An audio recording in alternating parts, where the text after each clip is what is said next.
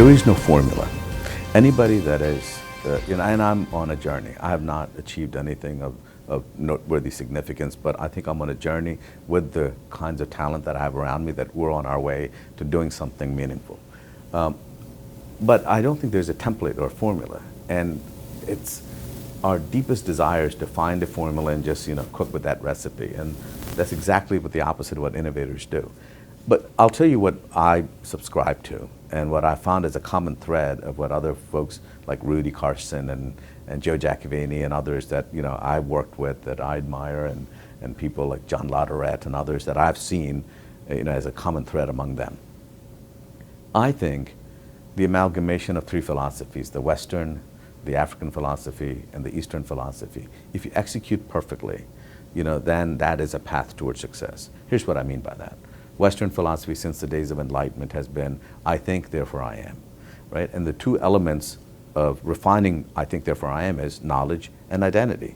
If you're a podiatrist, you spend all of your days learning about feet, and the entire world looks like stinky feet to you, right? Because your identity is that of a podiatrist. If you are a chef, everything looks like food, everybody looks like somebody you want to serve, right?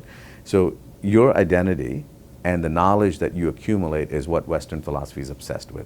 We are focused on our craft. We go to our high school, college, our trade organizations. Everything we do is to refine that craft based on the identity, and you accumulate more and more and more and more knowledge. I think that's important to do both of those things. That's what your students are doing at Temple. They're learning about the businesses. They're going to be, whatever their area of focus will be, they'll further refine and become artisanal in how good they are in that craft that they will embrace. The African philosophy is, once they become leaders, is we think, therefore we are. It's much more tribal. It's Ubuntu. I think I am because of you. I'm a father because you're my son. Without the other side, I can't be this. Without left, there is no right, right? So the notion that it takes a village to raise a child, tribal, a team, as great leaders in organizations and platoons, you quickly understand it can't just be just because you are good at your knowledge and you have an identity of something. If you're a podiatrist with nobody bringing you patients, there is no hospital. You need a patient to be a podiatrist, right? So understanding the interrelationship of leadership and people, that's important. I think understanding the African philosophy along with the Western philosophy. The Eastern philosophy is where I think the parallel universe exists, where innovators live. That's when I stop thinking, I become. So if you think about innovators, they're doing something else. They pierce the bubble and create a new bubble. Well, how do they do that? Technically, if you have never seen it, experienced it, or done it, it's not in your head. You don't have that knowledge.